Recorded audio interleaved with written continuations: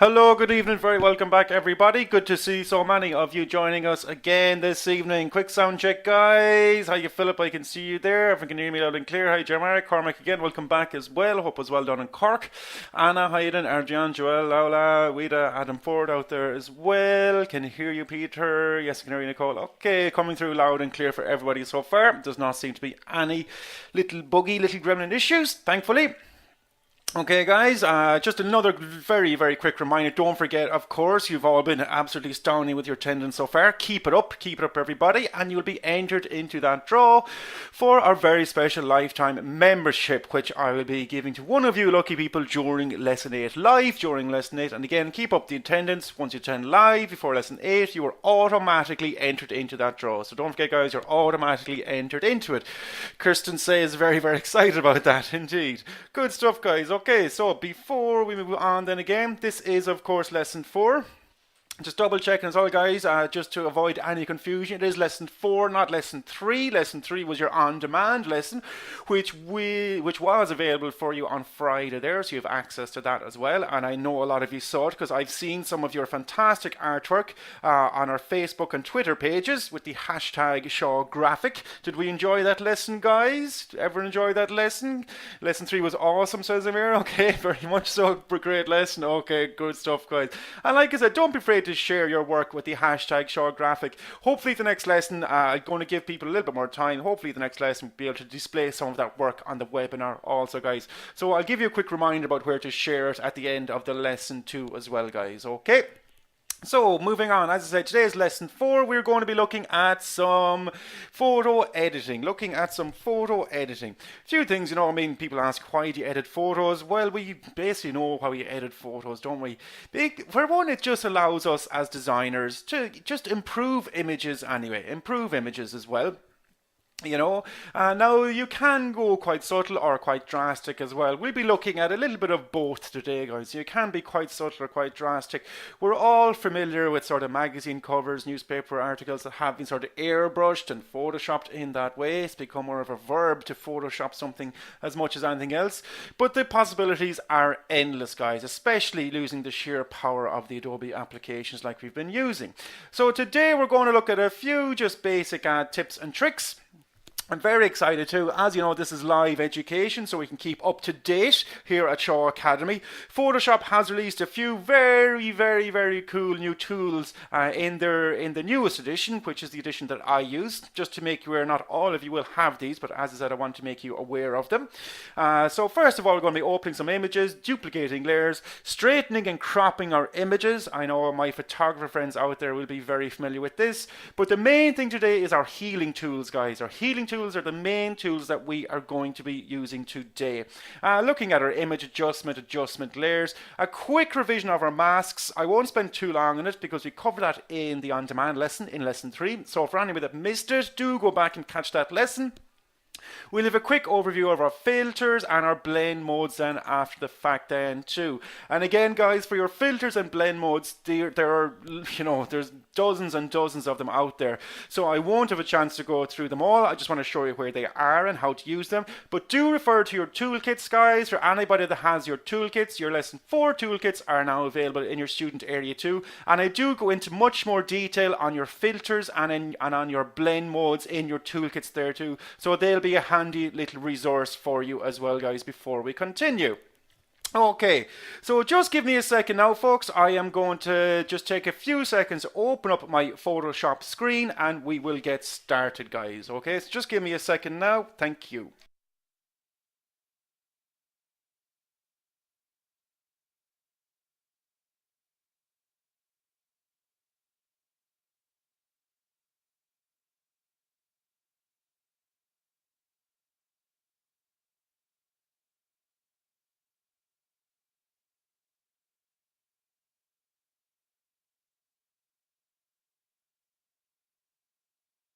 And we are back. Sorry guys, that took a little bit longer than anticipated today. I actually updated my Photoshop just today, so one or two little glitches there. Okay, just give me a yes if everybody can see my Photoshop screen open up in front of them there. Everybody can see that. Okay, good stuff, good stuff. Okay, let's get started. So Well, obviously everybody knows how to open an image. So simply go to File, Open, and you can open up then. Again, just give me a second here. My Photoshop screen is slowing down quite considerably, so I apologize for that.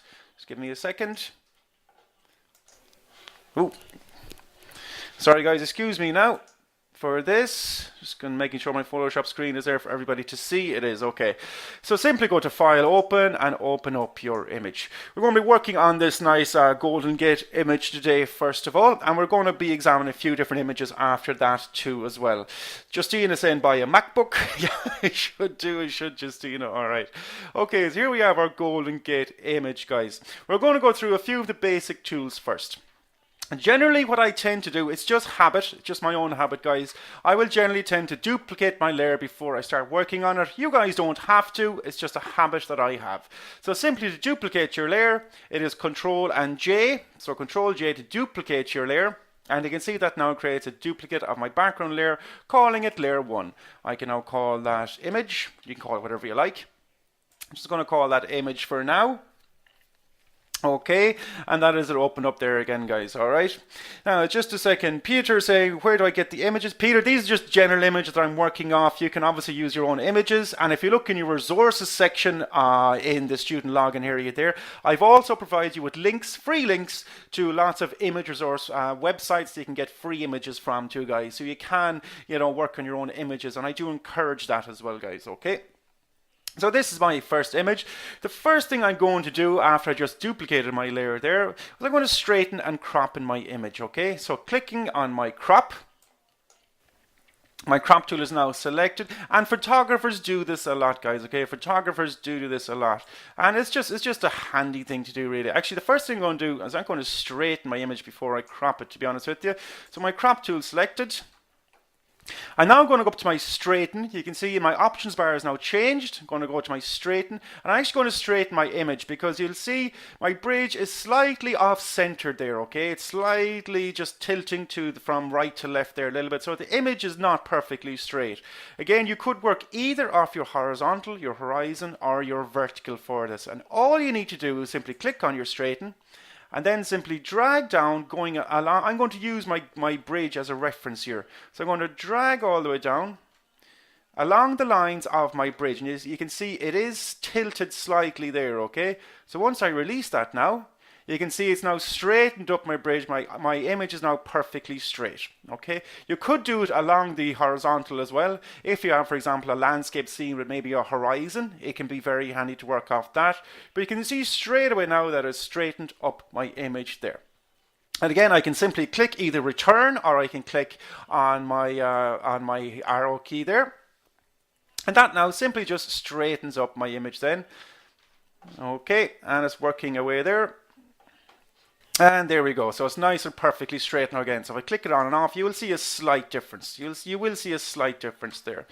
The next thing then, again, with my crop tool selected, click on my crop tool again. And now up here in my options panel again, I have lots of options. So if I click down my options panel here, I can keep it the original ratio. I can go 4:5, 5:7. If you want to maybe save it for the web, I have options here too. So for example, click on a few of these to experiment with. If I go 5:8, I'm now suddenly making it from a landscape into a portrait image. You can see my crop lines in there. Okay, but I don't really want to do that. I'm just going to go my original ratio. Okay, and I'm just going to apply the correct down. So drag out. Again, this is where my photographer friends will know about this. This is where I'm sort of using what I call my rule of thirds, okay? So I'm dragging out my image. Are we aware of what we call our rule of thirds, guys, by the way? Just to see about that. Anybody out there is familiar with them already? Yes, Ish, I'm getting a few yes and no's. Okay, very quickly. Now, this is something we look at in much more detail in our advanced course, guys. But the rule of thirds basically states that we prefer images where a lot of what I call the action is basically happening along these dividing third lines. So you can see my image is divided up into 3:3. Okay, so 3 across the top, 3 across the bottom, or 3 across the side, excuse me. But you can see now in my image, On my first dividing line here, on my first third, I have the main area of the image here, which is my gate, which is my Golden Gate Bridge here. In my bottom third then, I've cropped it up, so a lot of my green area is along the bottom here. And then my skyline then, most of my sky is contained within my top third over here. As a rule, humans generally just find this ratio more pleasing. Okay, so does that make sense before I move on, guys? Yeah? Just making sure that makes sense before I move on. Yeah. Now again, guys, you don't have to be completely accurate, and it won't happen all the time in all your images. But as I said, if for any photographers out there will be aware of this, and it just makes for better, more pleasing images. So that's what I've done there. So I simply moved my lines to get the most relative information along those dividing third lines there.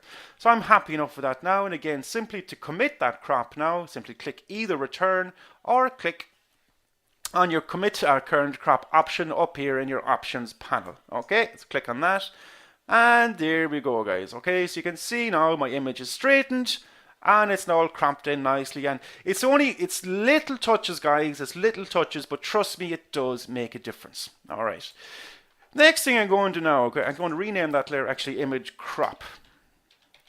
Okay. The next thing I'm going to do now, once I'm happy that my image is straightened and I have my nice dimensions, I'm going to duplicate that layer again. Again, guys, this is just my habit. You don't have to do this. I'm going to duplicate that layer again because I'm going to call this image now image healed. Okay, I'm going to call this image healed because now I'm going to tidy up a lot of for instance, our little rubbish bag down here.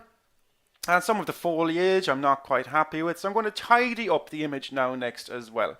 All right, Faye is asking, is today's class live? It is indeed, Faye. I can see you out there. Okay, so this is the main one for today, guys, our image healing tools. Okay, and they're down here.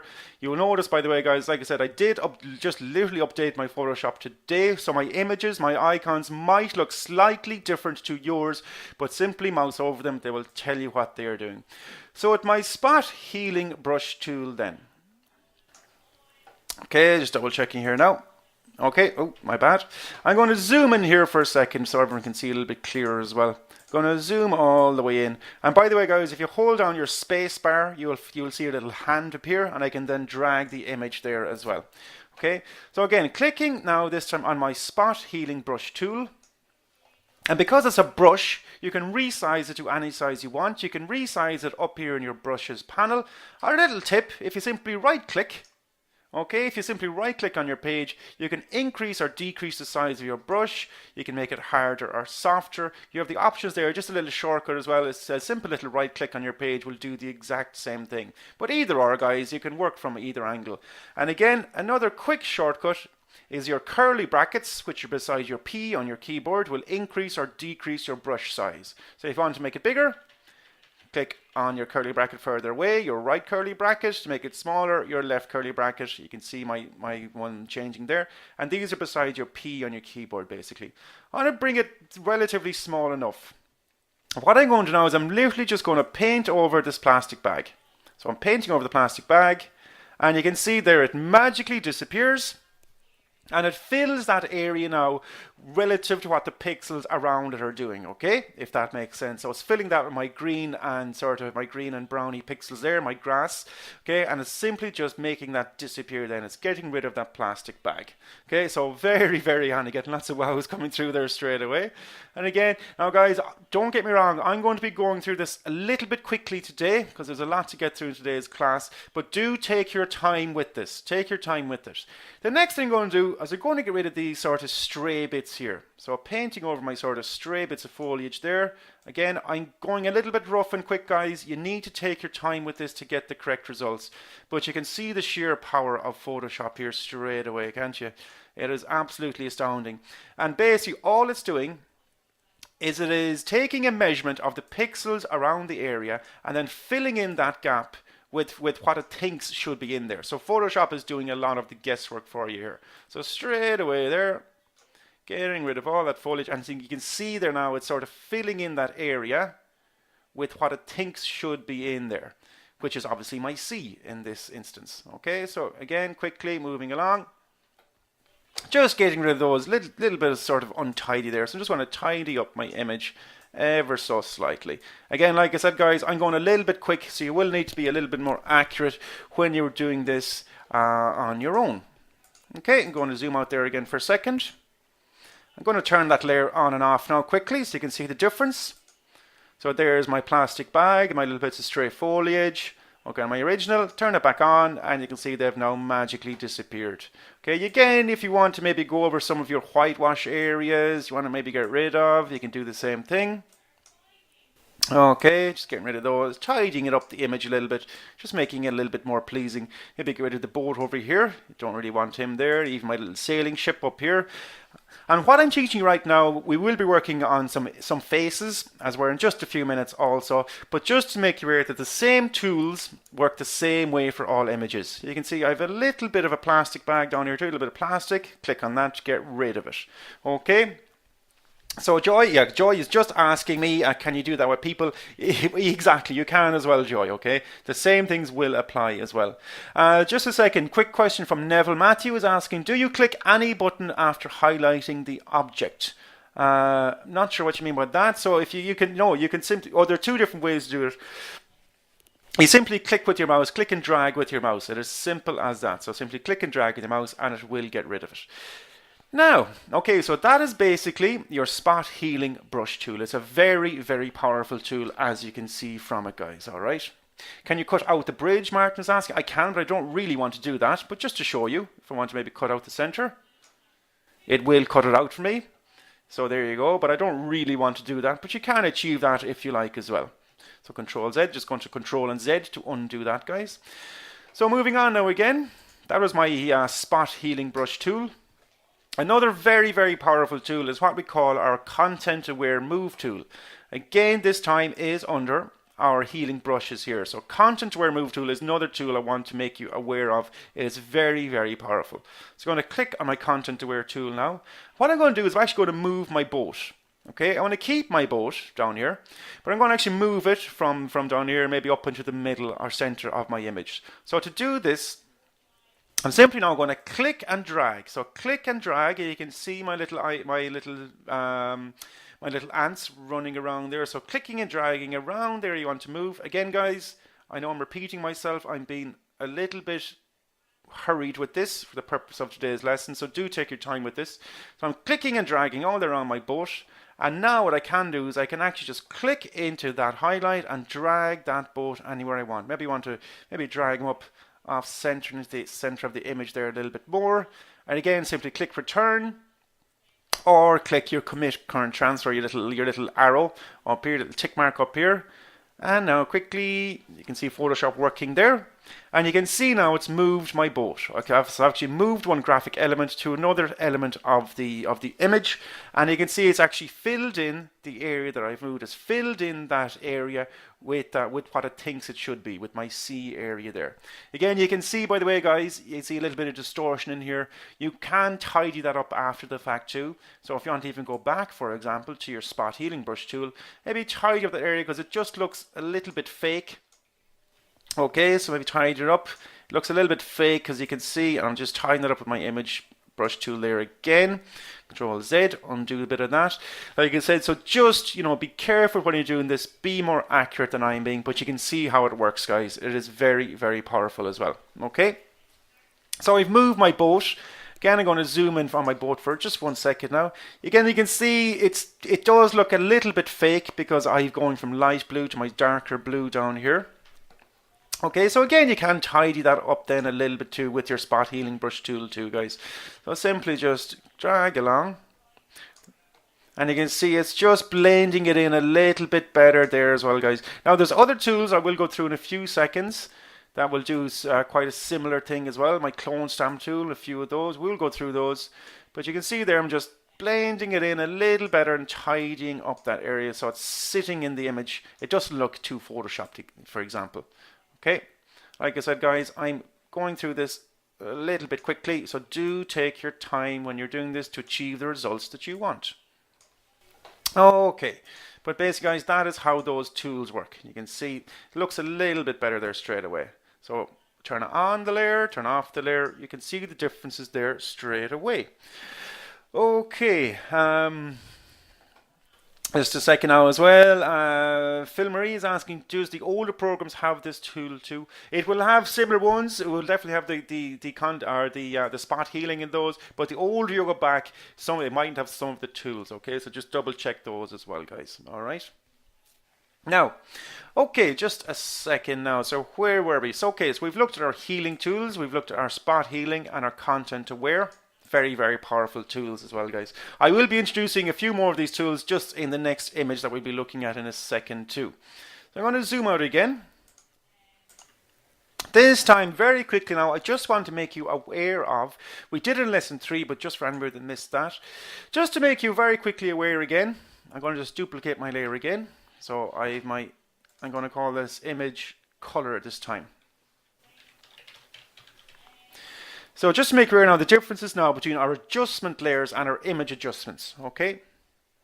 So for your image adjustments, you can apply adjustments directly to your image. Now this is what we call destructive editing, okay? It is applying basically adjustments directly to the pixels on the image. So it is sort of essentially not destroying the pixels, but you'll see where I'm going. But you have lots of auto adjustments up here in Photoshop, which to be honest, I think are perfectly fine, okay? Some of them work perfectly well. Even for example, your auto tone, just apply that. You can see it sort of evened out the tone of the image there straight away, made my blues even out the tone of my blues, for example. But under your adjustments, you can also apply lots of other adjustments there, but that is where they are. So for example, if I want to even go over my brightness and contrast, my first one there, I can change the brightness and contrast on my image all the way up or all the way down. Okay, and you can see what's happening with that there then as well.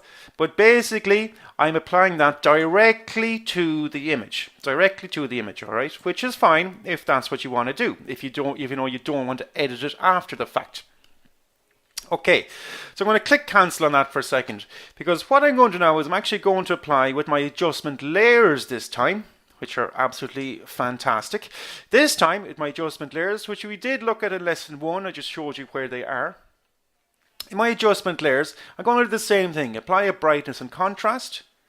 Okay, you'll see this time it's now created a new layer called brightness contrast. And now I can maybe bring down my brightness a little bit, maybe boost up the contrast a little bit more. Actually, guys, I'm going to actually overdo it just so you can see on the screens a little bit clearer in front of you. Okay, so there's my brightness and contrast. Okay, but that's creating my brightness and contrast layer.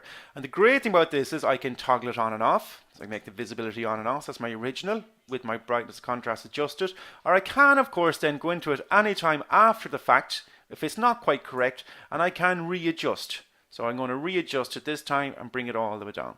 Okay, so that is a great thing about your adjustment layers. And because it's a layer, of course, I can change the opacity. You bring the opacity of it all the way up or down as well. So because it's a layer, you have the exact same control over it as you would over any other layer. So that's our adjustment layers, and they're what we call non-destructive editing. Okay?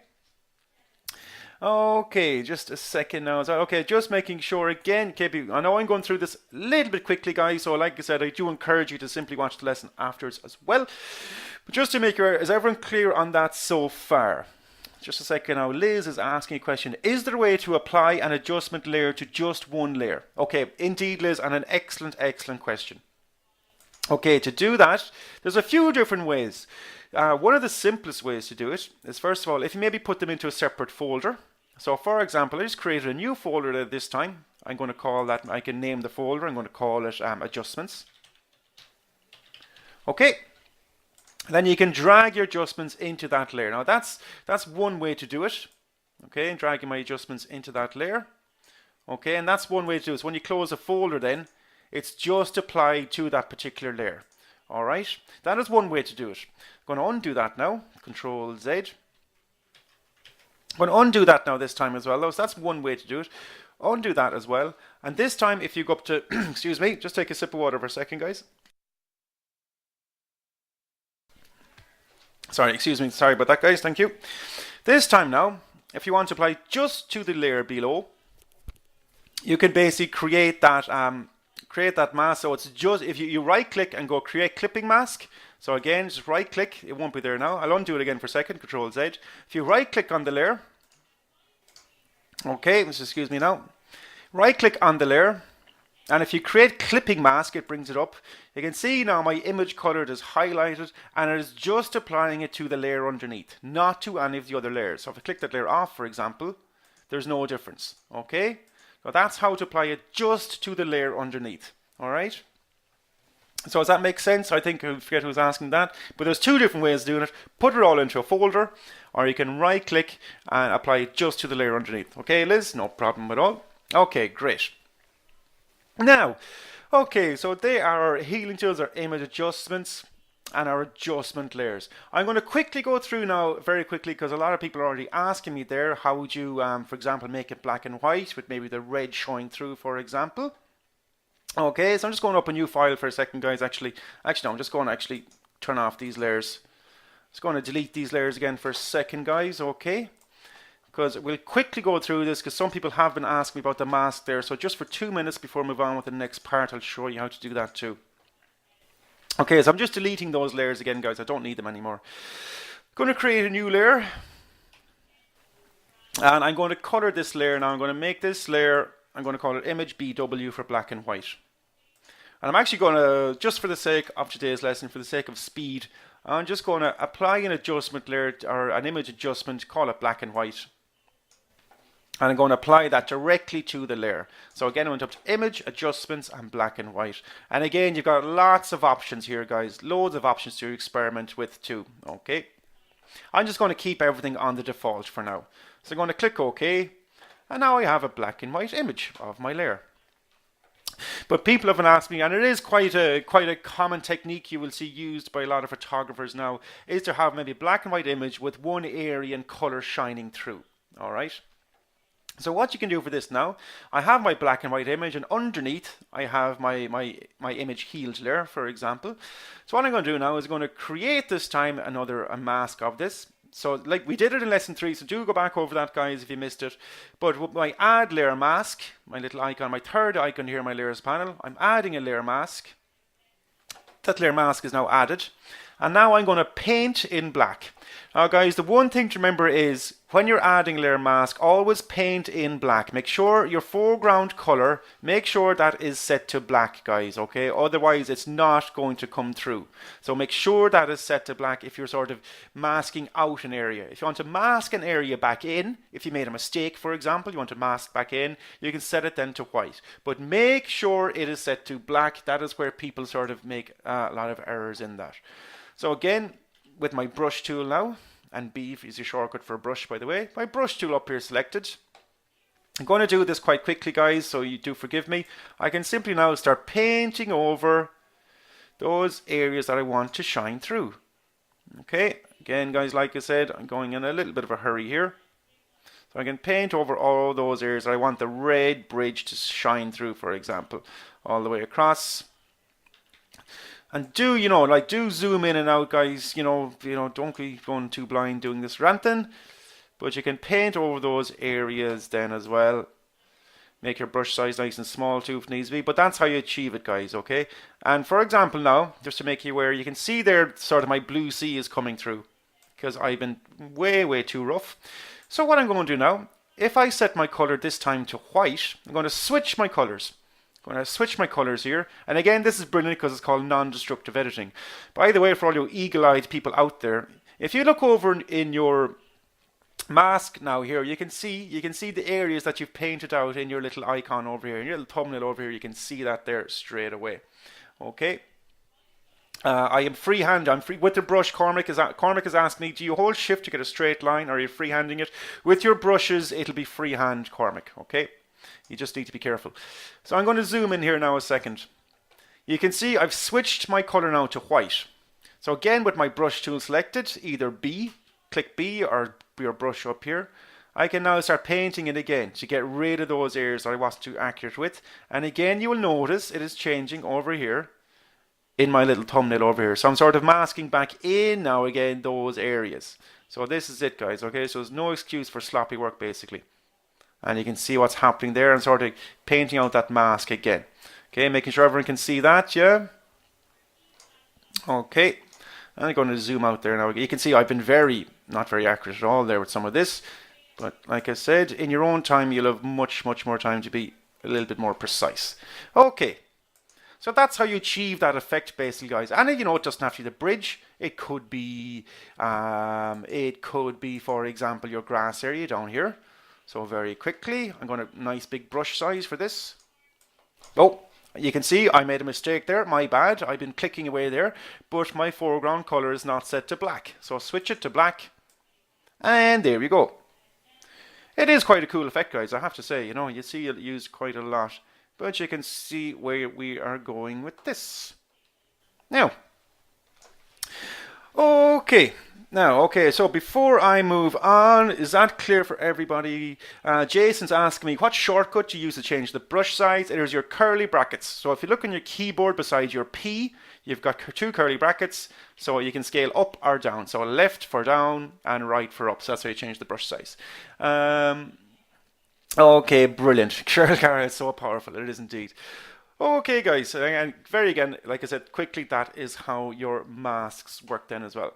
Okay, I'm just going to get rid of that layer again for a second. Quickly, before we move on to the next stage now, just want to duplicate my layer again, because I just want to introduce you to your blend modes quickly. Again, guys, if you refer to your toolkit notes, I explain the blend modes in much more detail and what each of them does. But you could spend a whole class, in fact 2 classes alone, just on blend modes. But I just want to make you aware of what they actually do. Alright, so I've made a new layer now, I've called it blend. I can actually just delete this layer, I don't need that anymore. I'm just deleting that layer. I've made a new layer now called blend on top of my original. In my blend modes now, you'll see them up here, you've got lots of options, guys. You can sort of divide them up. So your first 5 will essentially darken the image. Your next 5 will essentially lighten the image. You've got a little bit of a mix done as you go through here, so I'll cycle through them, and you can get some quite bizarre effects from these. The simplest way to explain blend modes is this. First of all, they apply a transparency to your image. They apply a transparency to the pixels. But on top of applying a transparency to your pixels, they will also add a coloring to your pixels. They will also change the coloring of your pixels depending on the image underneath. Okay, so let me cycle through this very quickly. If I went to, for example, my multiply blend mode, I know that's going to now darken my image. So I'm going to click my multiply, and you can see it's darkened my pixels there as well, giving it much more contrast as well. So it's applying a transparency, but it's also slightly altering the coloring of the pixels and letting the ones underneath shine through. So it will also depend on the image that is underneath. And again, guys, like I said, there's lots of them here. There's a lot of trial and error here involved, guys, so do experiment with these in your own time. You will get some quite bizarre effects as well. So for example, if I go to my difference, my exclusion down here as well, okay, you will get some quite bizarre ones too as well, but it will depend on the images that are underneath. Okay, so just to make you aware of those. Like I said, guys, I could spend a whole class just on these, but we don't have time today. But I just want to make you aware of where they are, because we're going to be using them in just a second now in the next part of the class. Okay, so we're happy with our blend modes and what they do. It is a little bit of trial and error. Don't forget, because it's on a layer, you can even apply an opacity. So for example, what I like to do sometimes, maybe apply a multiply to this layer. I'm going to turn it on and off. It's really boosted up, it's really highly saturated there now. But you can apply, if it's too much, simply apply an opacity to that layer too. So it's quite a quick way to add a lot more sort of contrast to your images, is applying those blend modes. Alright. Is it possible to add more than one blend mode? Peter is asking me. It is indeed.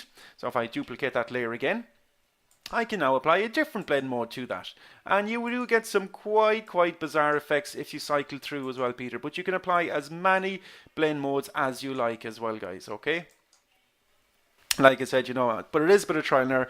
Like I said, I could spend 2 classes alone just discussing those, but do refer to toolkits and just, you know, experiment yourselves as well, guys. Okay, because it can get some quite bizarre effects with them. All right. Cecilia's asking, is it the image underneath is the amount of layers below, or the color of the layer below it?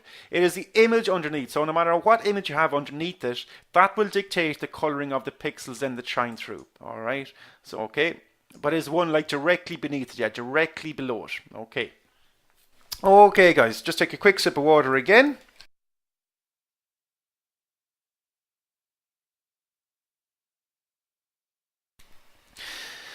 Now, all right, just a second now, too. So is everyone happy with that now before we move on? Just a second now. Everyone's happy with that before we move on. Okay, great.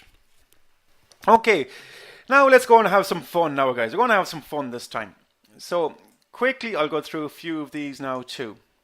So here we go. This is what a lot of you want to find out about, I guess.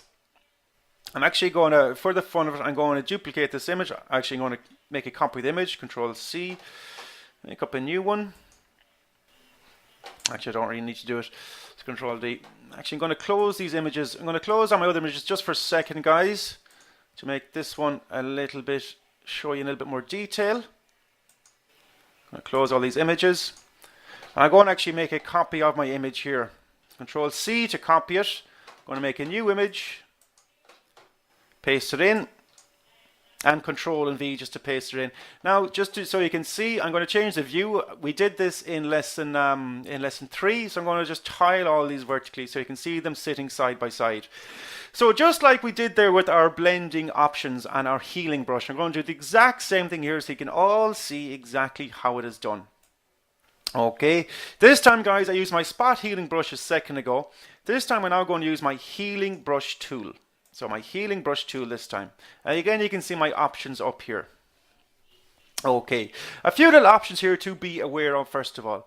The first thing you want to do is more likely is you want to click aligned, okay? Because when you click aligned, it just means when you're sampling pixels, and I'll show you what I mean now in just a second, it is aligning that with the images you are sampling as you're moving along. This won't make sense until I start doing it, but you'll see what I mean now in a second. So I generally have that clicked on, and then on my sample layer, you can set it to either the current layer, so you can work on the current layer, or what you can do is you can have current and below. Because what I'm going to do is I'm going to create a new layer over here.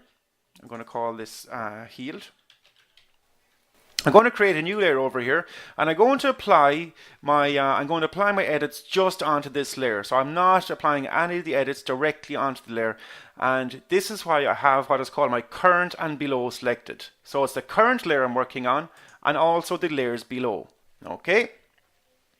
Okay, just a second now. Julie's just asking, how did you put it side by side? Okay, if you go up to Window, I only have 2 images opened. Okay, if you go up to Window and Arrange and tile all vertically, it will then tile all the images you have opened. It will tile them side by side.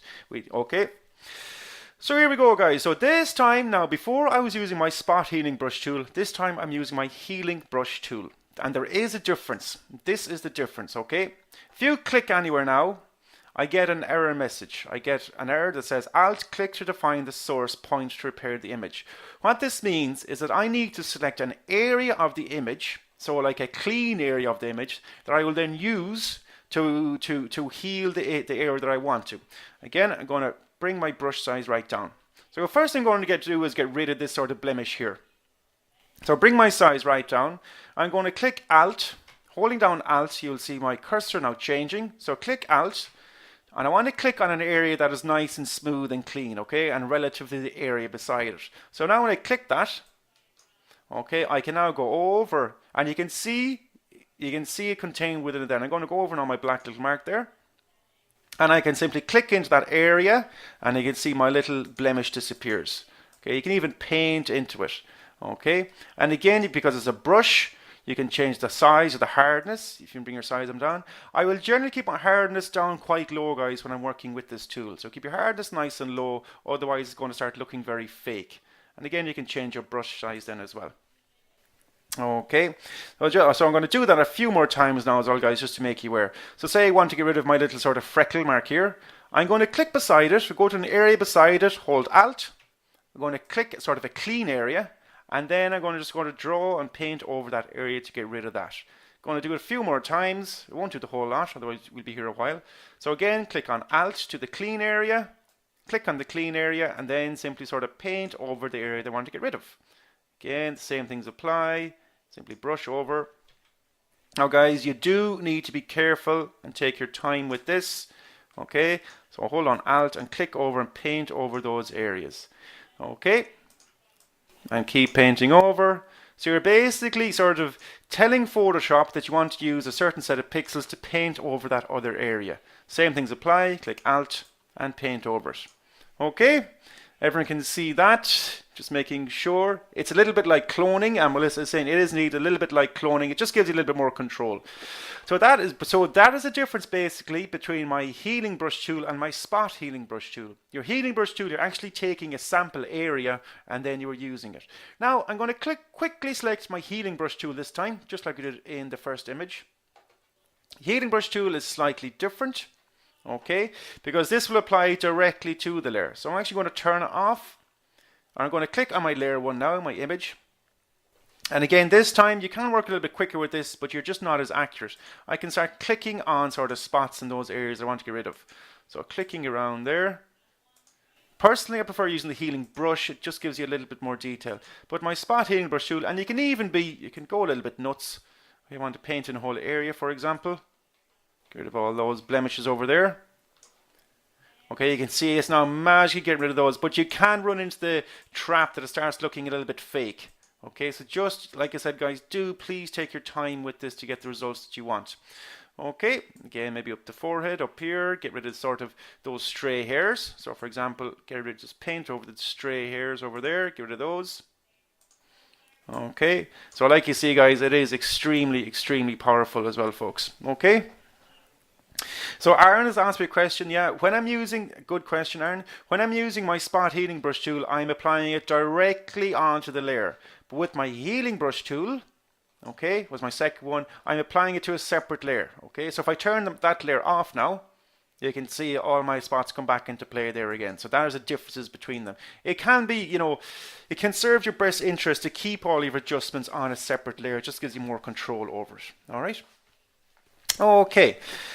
Like I said, guys, I'm going through this quite quickly, but you can see exactly how it works. It is amazingly powerful tool, okay? You can even, if you want to, for example, I'm going to select now my healing, my spot healing brush tool this time. Click on the layer. If you want to even just paint over some of those little eye lines down here, okay, you can make some of those disappear if such as you want. Like I said, guys, don't go too mad or else it will start looking way too fake. See, the trick is here, take your time and don't have it looking too fake. For example, you can see now mine, it's not very accurate. It does look a little bit airbrushed in Photoshop there, unfortunately. So just do take your time with it. Okay, just a second now. Okay, yeah, okay, I think that's everyone happy enough with that so far. So that's how it works, guys, alright? Okay. Now, quickly now, before we continue. Okay. Before I move on, is everyone happy with that? How those work there now? Everyone's happy with that? Just give me a guess. Everyone's happy with that so far? All good, thanks. All good. Okay, great.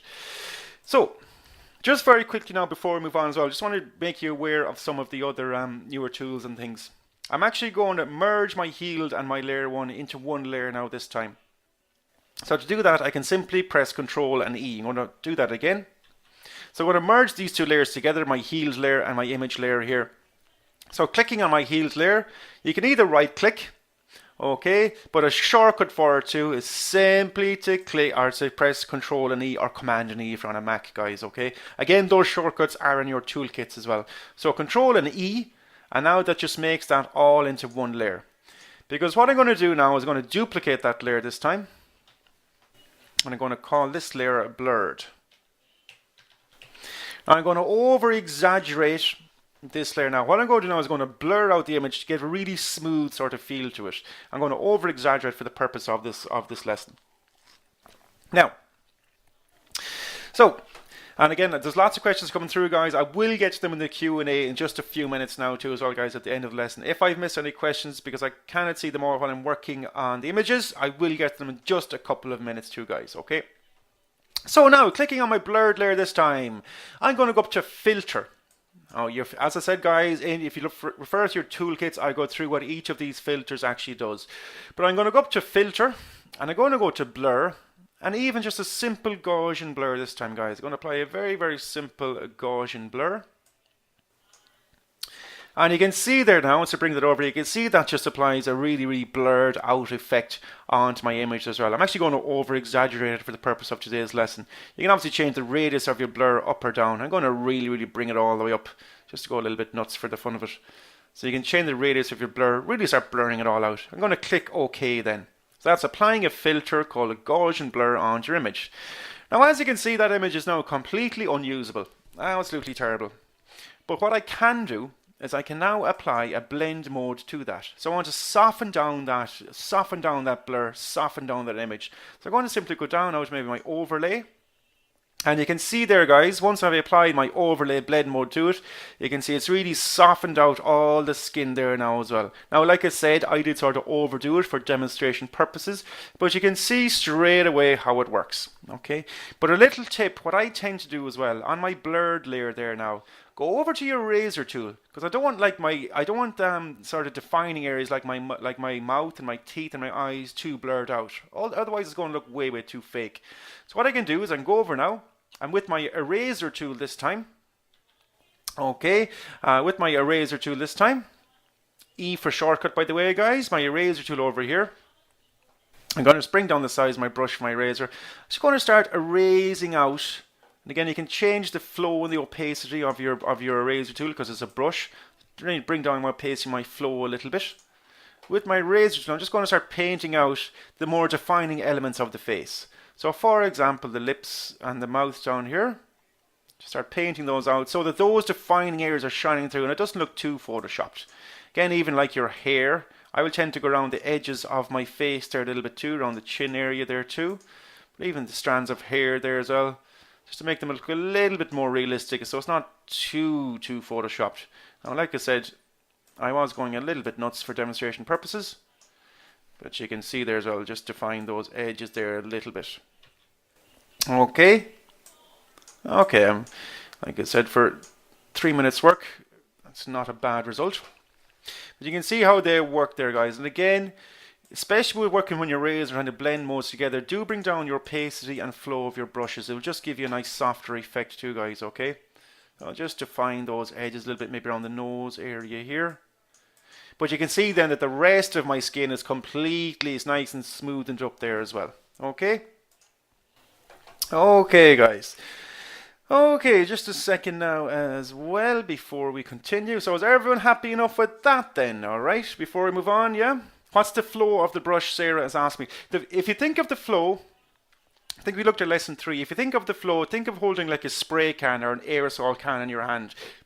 Basically, the harder you press down on the mouse, the sort of more area and the harder the flow. So think of it like that. So if you have the flow all the way up, you're going to get a very harsh result straight away. If that's what you want, it's fine. If you want to bring the flow all the way down, it's going to blend in a little bit better together. All right. So think of your flow like holding a spray can, basically. Now, all right. Michelle Roberts says that's amazing how much better it looks. Well, this is unfortunately, like I said, Photoshop has been distorting the truth since 1998. So trust me, if you look at your magazine covers and things like that, people do not look like that in real life. All right, but you can see the effects you can get, guys. It's pretty good. All right. Premiers are who's asking where did you get the blur option from? From your filters, your filter gallery, and if you go to blur, all your options are there. So all of these are in your filter gallery, and guys, there's tons of them here. Absolutely tons of your filters in there.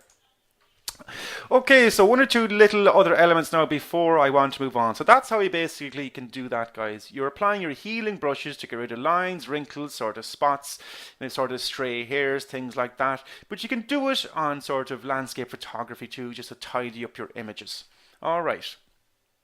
Now, okay, just a second now as well, making sure everyone has. Jordan is just making the point. The overlay has given her an orange color. It has a little bit, and again, but like I said, I have over exaggerated it because it's a layer as well, guys. If you even just bring down the opacity, you can get it a little bit more realistic looking too. Okay, so I bring down even the opacity of my layer there now a little bit. It now looks, it's a little bit better. It's not too photoshopped, but just for demonstration purposes, I'm really boosting everything up. Okay. Okay, now, next thing then, just before we finish up now, one or two more things that I just want to show you, because these are sort of new enough filters in Photoshop. So let's go open up an image again. Open up my Golden Gate. There is a new crop feature in Photoshop, and I'm just going to quickly show you this now before we continue. We already cropped our image, but there's a brand new feature in Photoshop now, in the newer version of Photoshop, just been released, called our perspective crop. Now this is absolutely savage. This is a brilliant, brilliant feature. What it does, so if I click my perspective crop now this time, we already cropped our image, guys, okay? I'm clicking my perspective crop now this time. Just a second now as well. Oh, my bad. Wrong way around, Kevin. I'll undo that. Sorry, guys. I'll just wait for my machine to stop doing this. Okay. Don't crop. So, excuse me, guys. With my perspective crop now this time as well, I can even actually add in area. I can even add in area to my image. So for example, I'm now cropping this image this time, okay, but I'm actually making it even bigger. Okay, so with my crop tool selected, I'm dragging out, and Photoshop will now magically fill in those pixels. So if I want to maybe make it maybe like a panoramic shot or something like that, I'm actually going to drag that out, click OK, click commit, and now Photoshop is magically going to fill in all of this excess area. Takes a little bit to do it, guys, a little bit of processing power, but just give it a sec. Now this will again work quite well for things like seascapes and landscapes as well. But you can see there, guys, there's actually added in the area. Photoshop has guessed, and it's actually added in that excess area. So just make you quickly aware of this as well, guys, okay? That is an absolutely fantastic update. This is Photoshop CC is what I'm working on. It is Photoshop CC, but I just wanted to make you aware of that, guys. As I said, this is live, so we can keep up to date with all of these new features. But like I said, guys, it is an absolutely astounding feature in Photoshop. Right. And one final thing, another one, just before we finish up now, was one more final filter that I thought was amazing, just to make you aware of it too, is a new filter. It is called oil painting. I just opened up a sunflower's image there. Again, in my filter gallery, and actually this one actually won't even be in your notes because it is so new, just literally just come out. In your filter gallery, and I do explain your filter gallery in your toolkits notes, guys. If I go to stylize, and I go to oil paint, you can imagine what it's going to do. If I go to oil paint, I'm just going to boost everything up here, guys. You can see what's happening. Boosting up everything for the fun of it. My oil paint, and now I just click OK. You can see you can now actually magically turn my image essentially into an oil painting. I just thought that was a lovely, lovely new filter in Photoshop. You can do it again. Again, guys, you know, experiment with your sizes, making sure you've got your preview turned on. You will get some really, really nice results as well, guys, okay? But I just thought it was a lovely, lovely filter as well, just to show you as well, guys, before we continue. And then one final thing then, guys, before we have the Q&A now in just a minute. I want to open up one more image, because this is another quite a sort of a HDR technique that I see photographers using a lot lately. Okay, can you turn it into a pencil sketch? Nikki Hayes is asking. You have the option in your filter gallery, Nikki. So if you go through your filters, you have the option to sketch and all those too. So do, you know, practice them in your own time too. So there's way too many filters for me to go through, for example, but you know, you do have lots and lots of those options in there too. Alright, so go through your filter gallery there, you'll see all of those. Okay, but one final thing just before we finish now, because I see this technique being used quite a lot, and it's just another way to have a little bit of fun. Here I have another image, this time it's sort of an older gentleman. I'm going to duplicate this layer. What I'm going to do now is I'm going to apply another filter. This is what we call a high pass filter, and I've seen it used quite a lot, quite a sort of a funky technique that a lot of people are using lately. So what I'm going to do now is I'm actually going to make him sort of hyper real. I'm going to actually exaggerate. Instead of making him look younger and get rid of all those blemishes and lines and wrinkles, I'm actually going to sort of make him look a little bit older, to be honest with you. Okay? So I duplicated the layer. I'm going to call this now high pass filter. And very quickly to get the effect, click on my old man image, again up to my filter galleries, and this time in other, I'm going to use what is called my high pass. Okay, and what this does, well, it applies a high pass filter essentially, and I'm going to just boost it up so everyone can see a little bit clearer there too. But again, just like my blur, for example, just like my blur last time, it's absolutely unusable until I apply a blend mode, okay? But it's just going to give me much more detail into the image, and you can use it in both, say, landscape photography or landscape images too. It doesn't matter, it's the same technique. So at my high pass, click OK. You can see there now it's completely unusable. So what I am going to do is very quickly simply apply a blend mode. Okay, and you can see there now, you can experiment with blend modes. You can go multiply or a color burn or color dodge, maybe a linear burn. But you can see there straight away you get that really sort of scraggly sort of effect. Okay, so I'm going to zoom in for you to see. Okay, bring him down. So I'm going to turn off the filter for a second. Okay, he's a little bit softer, okay, but if I click it on now, you get that real sort of HDR sort of weathered look into the face as well then straight away as well, guys, okay? So just to make clear, that was just one more that I see is becoming quite common in photography too as well, guys. Lovely effect there, simplicity, okay, yeah, lots of them coming through as well. So again, it's just a way to combine your filter galleries with your blend modes, okay? Okay, guys, I think that is nearly it. Just let me double check I've covered everything I want to do there, and we'll have the Q&A then in just a second. So opening our images, duplicating layers, straightening, cropping, our healing tools, image adjustments, our masks, our filters. Obviously not all our filters are all of our blend modes, guys, but do refer to toolkits for those too. And finally saving as well, guys. And just to make you aware, you know, when you do get used to using these, you can create some stunning artwork. And this is something we look at much more detail in our advanced course also, guys. You can take images like my nice dancer here, and you can start learning how to combine these effects, combine these filters and galleries to create some quite stunning artwork in Photoshop too, guys, okay? So, you know, stick with this and we will get you there as well. Okay, so just before I continue with the Q&A now, make you aware what's coming up in the next lesson. It is about lesson 5, one of my favorite lessons as well, because we are introducing Illustrator. So we're going to be looking at Adobe Illustrator in lesson 5, your next lesson. We're going to be creating a logo, and we're also going to be examining sort of color theory, especially when it comes to logo design. So going a little bit more theory with our color theory, into more detail with that, looking at best practices for how to create our own logos, and then we're going to create our very own logo too, guys. Okay, so creating our logo in that. And like I said, guys, do keep sharing your artwork. It's brilliant to see, and at least you can see what everyone else is doing out there too. Just use the hashtag #ShawGraphics. That's the hashtag #ShawGraphic, or even hashtag #ShawGraphicDesign. We'll get to the same place as well, guys. And have a look on our Facebook and Twitter. You can see what everyone else is doing, guys. Simply look for that. You'll see lots and lots of amazing artwork. And thanks so much for everything that has been coming through on our social media posts there as well, guys. Again, don't forget, you will be asked to rate this webinar. If you enjoyed tonight's lesson, simply rate it from 5 to the highest. So if you really enjoyed the lesson, give us a big fat 5 there. You can see my graphic design prowess coming in here, telling you where to go. And 1 is all the way down to the lowest then as well, guys. So if you enjoyed it, 2 boosts up there, guys. I appreciate it.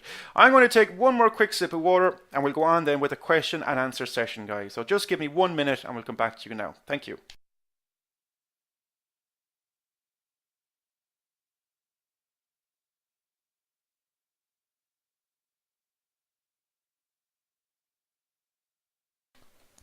Okay, and we are back there again. So just a second now, we'll open up a question box a little bit larger here as well. Cheryl is asking, Kevin, when do you flatten or merge layers?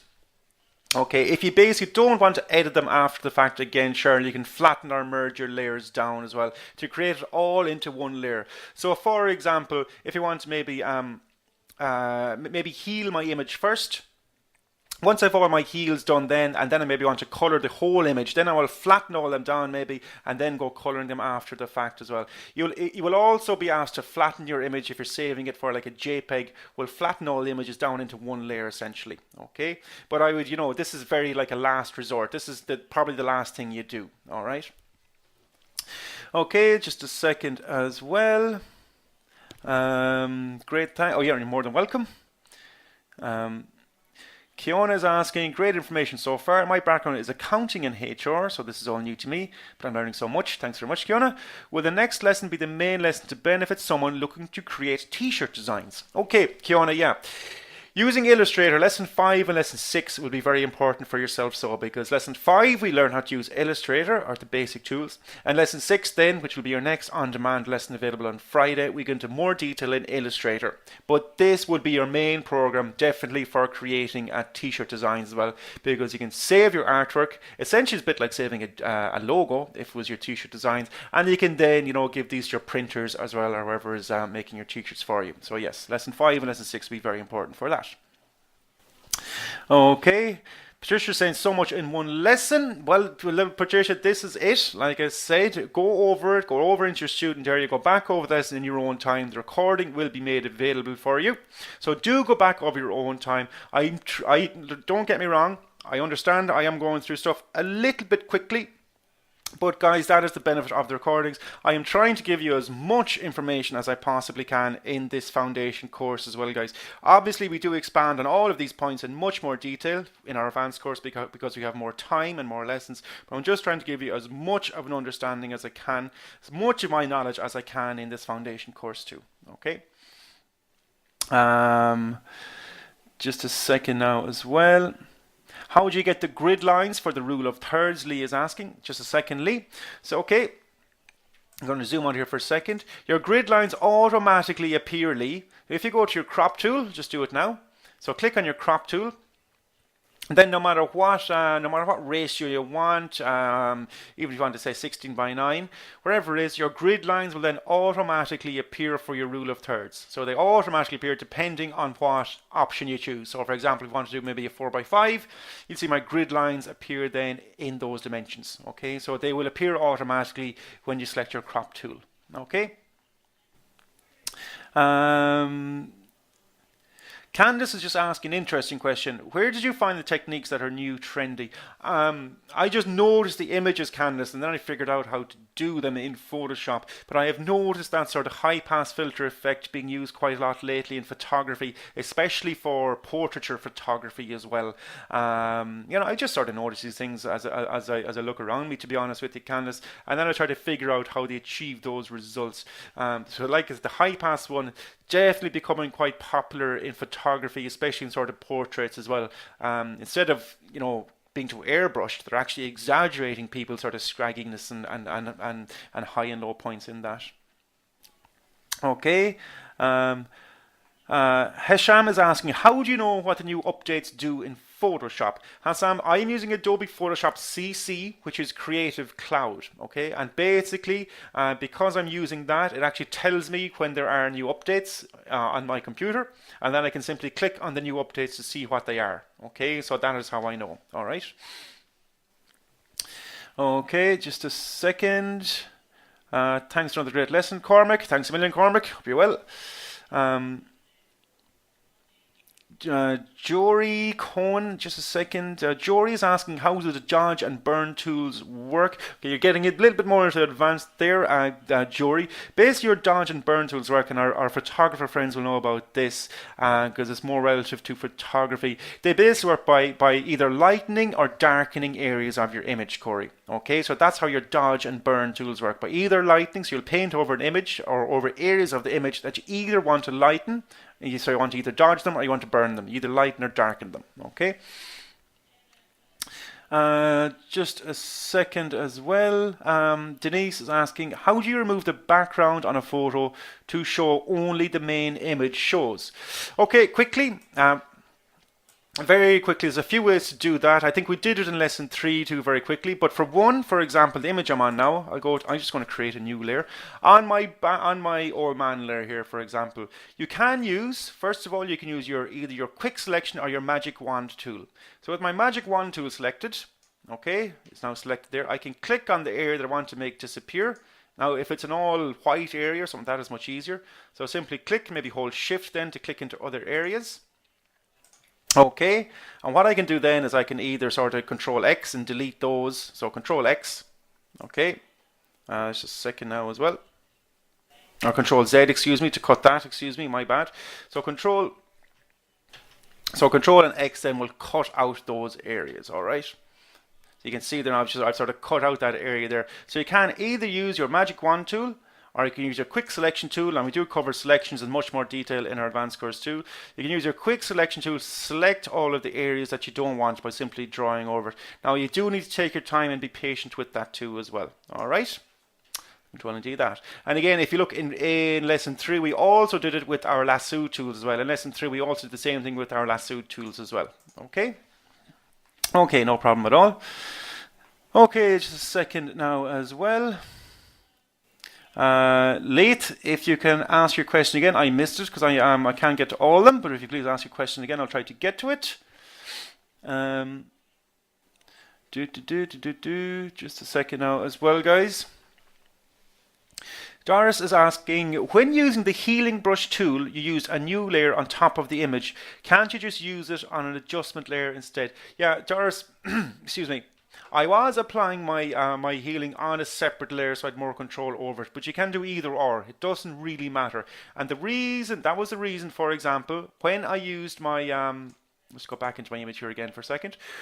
When I, that was why when I used my my healing brush tool, I had my options up here. I said to sample the current and below layer. Okay, so that means then that I'll also sample the layer below me. Okay, but you can do it directly to the layer also. It doesn't matter. It's either or. Okay. Okay, just a second now as well. Just a second. Agata is just a second now. Thank you. You're more than welcome. Just a second. Sorry, guys. Now, the lots of questions coming through there, so I apologize if I'm missing some of them as well.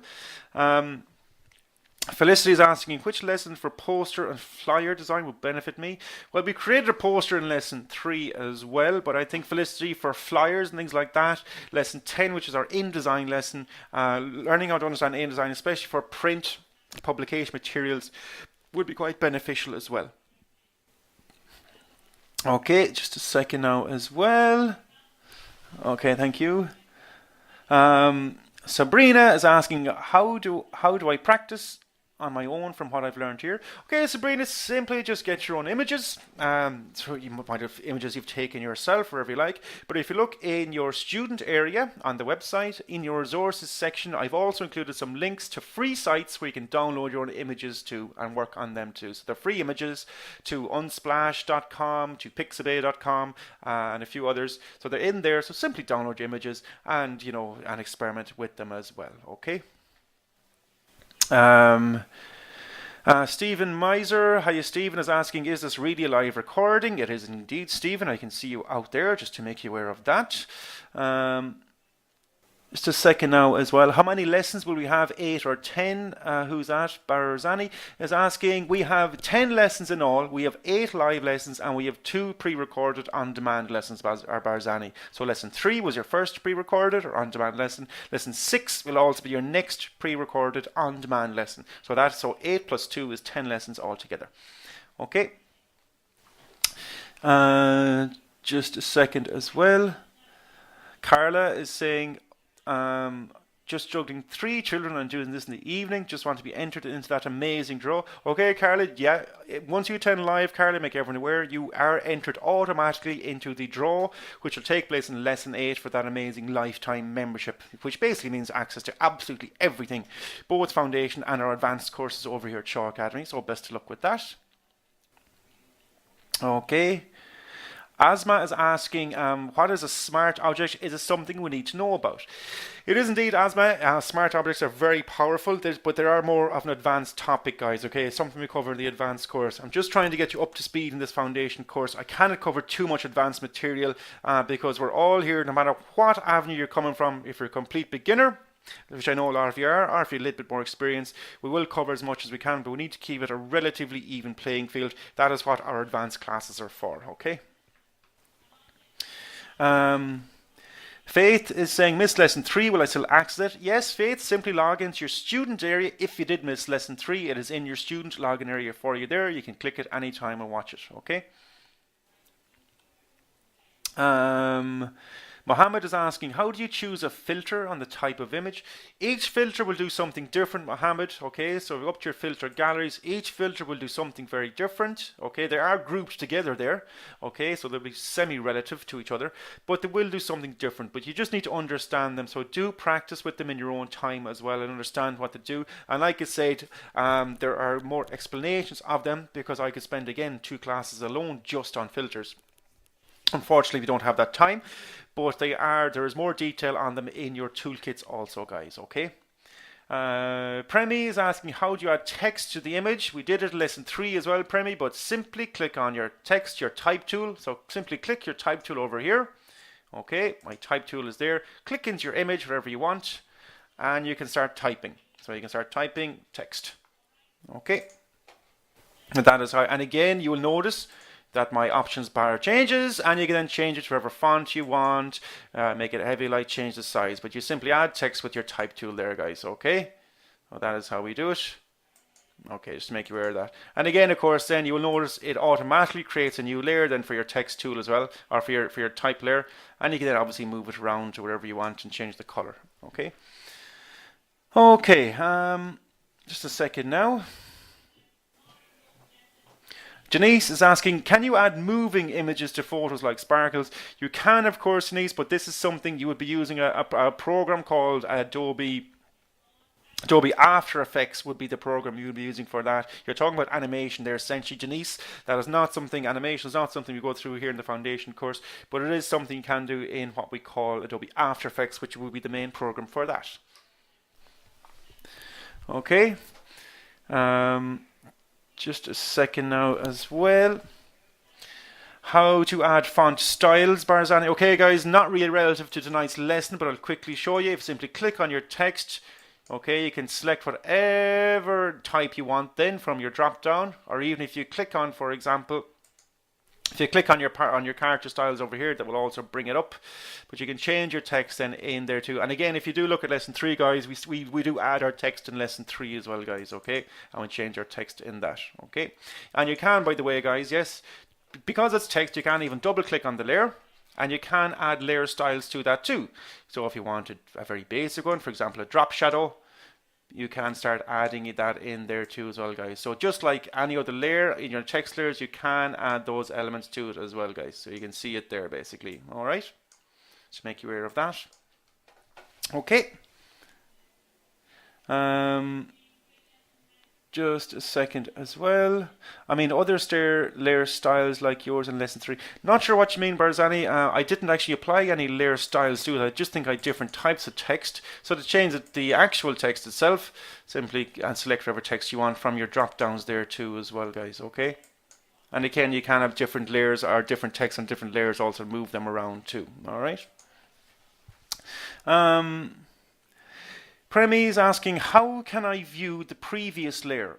I presume you mean the layer underneath. So to view it, if you want to if you've got layers on top, simply click off your eye icon and you can see the layers underneath, Premi. I'm not sure if that's exactly what you mean by that, but that's how you do it. So for example, if I duplicated this layer, say I made this one black and white, black and white. If I want to view the layers underneath, simply click off your eye icon. Click off your eye icon and you can view the layers underneath. All right. Okay. Mohammed, how can I make a duplicate layer? Control and J, Mohammed, will duplicate a layer. Hold on Control, hold on J. It will now duplicate the layers. So now you can see now I have 2 Golden Gate black and white images there. Control and J. Guys, please refer to your toolkits. All of your shortcuts are in your toolkits, which you can download for free in your student login area too, guys. All of the shortcuts are in there too. All right. Okay, guys, I think that is nearly it for tonight. We have run over a few minutes again, trying to get to your questions as well. Jory, just a second. We'll be going over manipulating the text in typography lesson. It's more of a theory lesson, Jory, so we need to understand typography, but we'll be looking at text in lesson 5 in our next lesson in Illustrator, and also in lesson 6 as well, Jory. So lesson 5 we'll be looking at text in Illustrator too and how to manipulate it. Okay. Carla Warner says great lesson. See you very in the next lesson. Thanks very much.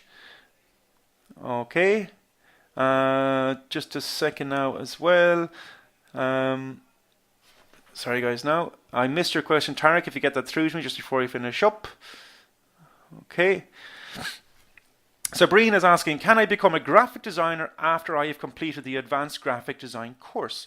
Well, Sabrina, again, look at, I can give you as much knowledge and skill as I possibly can, and I do condense in our advanced courses, I do try and condense years of learning. I mean, I am, probably 20 odd years in the design trade.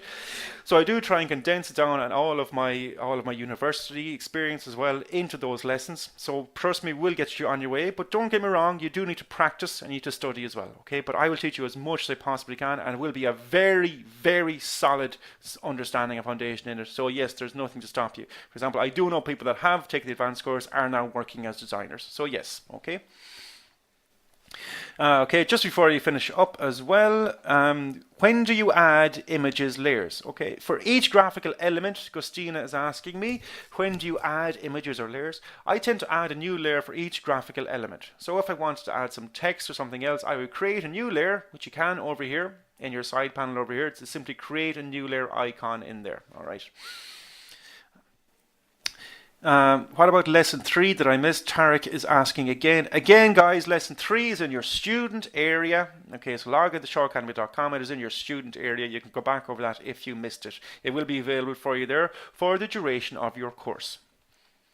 Okay. Okay, just before I finish up, Mauricia is saying, I made a design, but I couldn't change its color. It kept gray. Okay, very, very quickly, I say, Mauricia, what is happening there is, if you go up to your image and you go to mode, it might be in grayscale. So make sure it's for RGB, if it's for screen, if it's for print, and this is something we'll be looking at in future lessons, it will be CMYK color. Generally, you guys will be working off RGB. So if you've opened an image and it's all grayscale, you can't add color, more than likely your mode is set to grayscale. Okay, so just change it there. Make sure it's changed there, Mauricia. Okay, and that is probably why you're having that issue. Okay, so just go up to mode and make sure your image is set to RGB. Now, the text, okay, you're talking about the text. Okay, well, again, you can type your text. So if I type my text here, I go MAROTIA. Okay, I'm going to make it nice and big. I can change the size. Okay, I can change the color of my text now, and again, we do that in lesson 3, by the way. Simply highlight your text, and you can change your color even from your colors down here. Okay. Or again, so that is how you change it to red, for example. So simply click into it.